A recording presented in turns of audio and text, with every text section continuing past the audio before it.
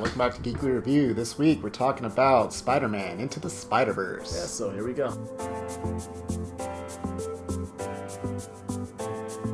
Thanks for joining us, Geekly Review. We're your hosts. I'm Andrew. And I'm Jay. And today we are talking about Spider-Man Into the Spider-Verse. One of the, I would say, biggest cartoon movies in a long time. Oh, dude. This movie blew up. Everyone I've talked to has said this is like my new favorite anime movie I've ever seen. So we'll give you our opinions on what we think about it and if we do feel it lives up to that hype. So they had it, several years ago they made a story with all bringing in a whole bunch of different Spider-Man. Different Peter Parkers, different people around Peter Parker. Taking the mantle of Spider-Man. Different as Spider-Man. So this movie takes some of the characters from the Spider-Mans into them, but makes a whole new original story. So it's not the one that you see from the comics if you read that story. This one, it starts off with the Kingpin. The Kingpin is kind of like your main antagonist in this one, and he's created a basically like a dimensional machine that can just bring things from different dimension into the right. Like he's trying to bring back his wife Vanessa and his son.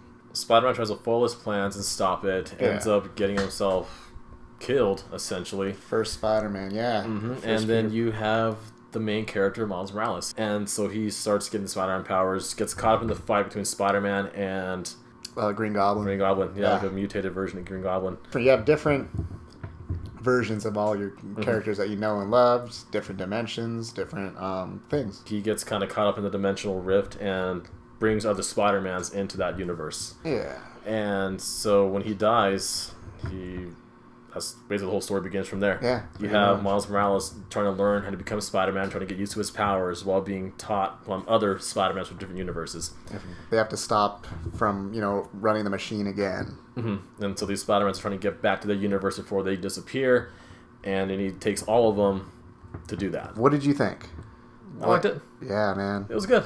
Visually, it was phenomenal. Like, you really can honestly say you've never seen another movie done like this. Yeah, well, okay, I was glad we're starting with that. The animation is the biggest thing that comes out from this movie. Yeah, I thought it was in a 3D movie at first. I walked into the wrong theater because dude, it looks like that. It is unlike anything that they've ever done. I mean, Sony brought in, they made their own, a whole new team, a whole animation team to make this movie. Yeah, I can't think of another movie this is similar to, or even... I think they've got like patent pendings on like the technology on how they made this movie. It's a whole thing. It's crazy. It's freaking awesome. Yeah, like the way this movie is, like I said, unlike any other. And you can love it or hate it. Most people love it. I did. Yeah. That's one of my favorite things about me this too. movie.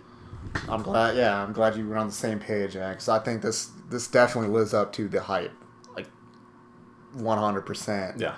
As far as my favorite animated movie of all time, we'll get back to that. But it was really, really good. Entertaining, rewatchable as hell. You can watch this movie over and over and over again. I'm gonna have to watch it several more times, and then for sure. It's up there, man. Like it's up there if I'm thinking about it, but just the animation alone, and then I think the story is really freaking good too. This is another really good story.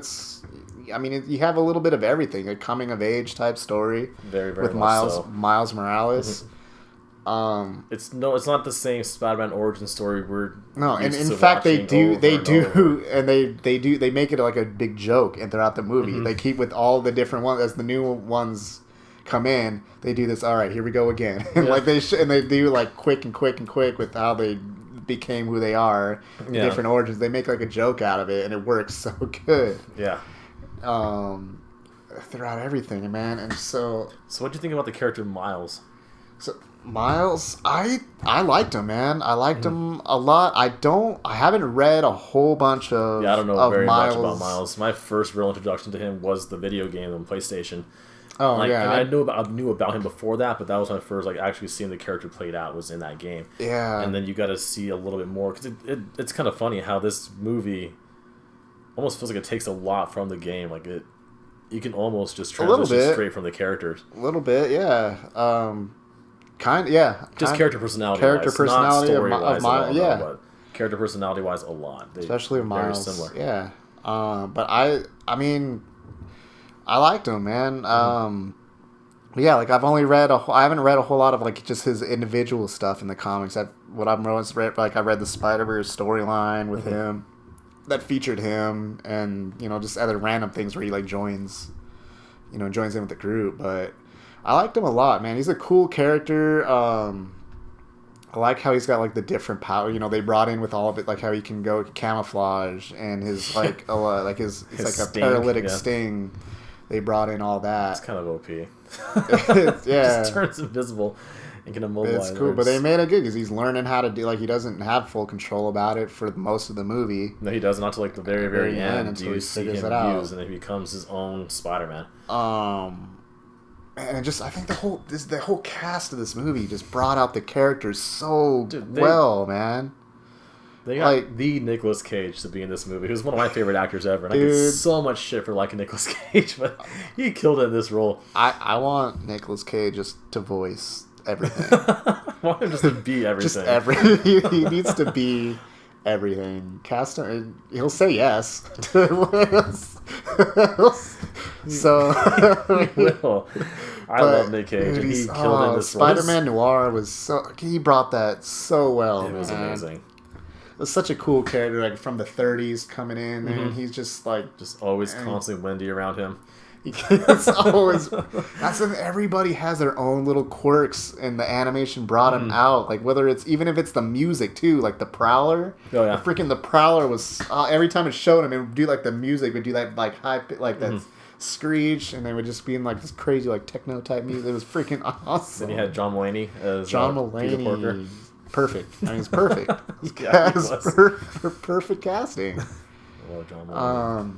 Everybody. I mean, I think Jake Johnson did it really well. Like, as the kind of the rundown Peter Parker, which is probably my favorite character. Like, is Nicolas Cage aside, he's probably like my favorite character in this story. Yeah, man. It was such really a good. real... Even the beginning. And I heard like he's the real like actual Peter Parker that we know. Like he's from the universe that.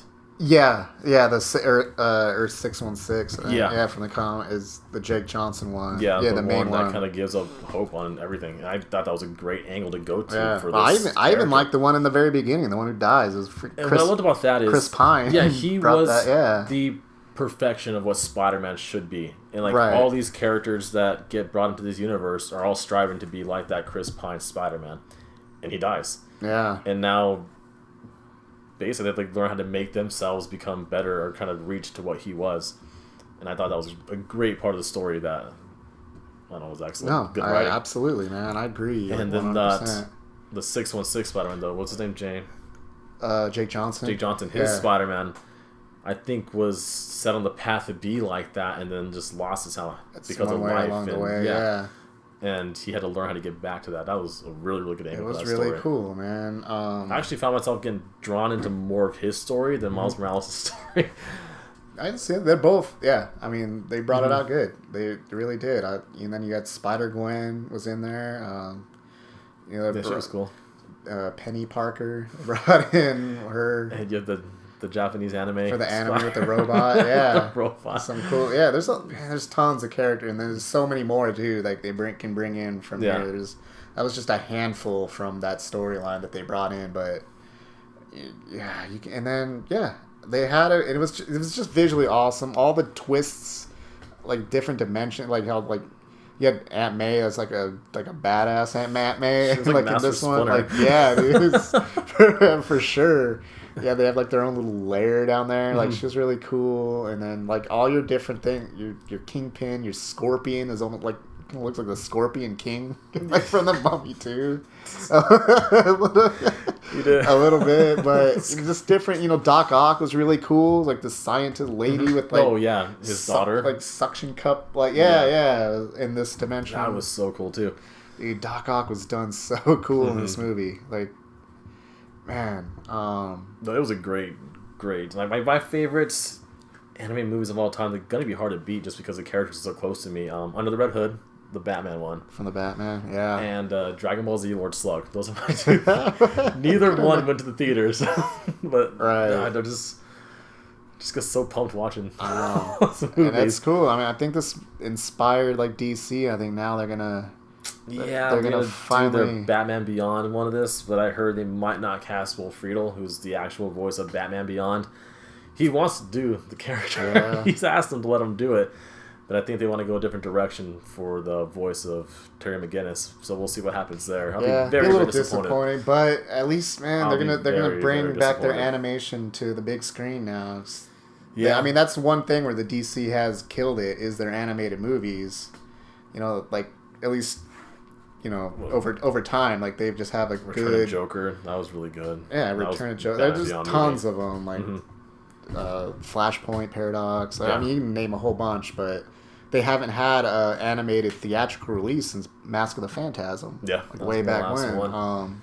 So hopefully, how good this movie did inspired now. Like we're gonna get some like crazy, like we'll see what they do with the animation. See if they try to match it to where they have their own version of what they want to do with it. And obviously, and then there's gonna be sequels to this movie. They've already named at least or announced like at least 2. I mean, why not? This movie brought so much money. So they're going to do one focusing, I think, on the female characters like Spider-Gwen and Penny Parker. And they'll probably bring in some other ones too. Hopefully, they bring. We're really going to see too much of Penny Parker. I mean, she kind of fell to the background. I think a little bit in this movie. One. Yeah, but so actually, her own standalone movie might be really good. Yeah, because hopefully they bring in like Silk and Spider-Woman, like Jessica Jessica Drew. I think that's her name. But they have a whole bunch of different ones they could bring into that, and then there'll be a direct sequel to this movie. So I'm looking forward to it, man. I can't talk more highly. Yeah, seriously, if it's nominated for best animated picture, if this doesn't win the Oscar for it, something's wrong. I can't think of anything that competes with it. Now, it's gonna beat out it's Pixar Disney. That's gonna be the you got Ralph Breaks the Internet Incredibles 2, but I like this one better than Ralph Breaks the Internet. So I like these. Yeah, I like those 2 movies a lot. You know, I liked them, but there's nothing that can hold a candle to this. If I don't think this doesn't win, there's something wrong there. But yeah, we loved it. Lived up to the hype. Very, very good movie. Introduces you to a lot of new characters, especially Miles Morales. If you don't know who he is, you will after this, and you probably will like the character because it's really good. I'm right. They just started a new run with him too. It's maybe 2-3 issues in. Miles Morales, he's had his own storyline for a while, like in the comics. But now if you want to jump in, they just start you can kind of get in on it. It's only 1 or 2 issues in, so yeah. There you go, you guys. That's our review. If you guys have seen it and want to comment below about it, let us know what you guys think. And remember to like and subscribe to our channel. Yeah, check us out on Twitter too. Yeah, so guys, take it easy.